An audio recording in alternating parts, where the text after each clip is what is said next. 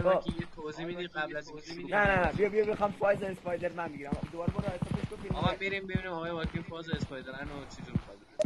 بعد همونطور که می‌بینید آقای واکین در حال تلاش کردن برای کجا رفتی آقای واکین؟ کجا دارن میرنشون؟ بله برو بالاتر برو بالاتر. عالیه.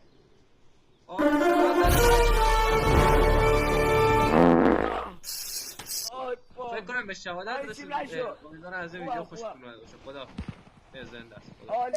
علیرضا در حال زدن Women. باشه بچه‌ها بخور عالیم. آره در اون دکمه رو بزن. بچه‌ها لایک بده. عالی آی دای پشتو برادران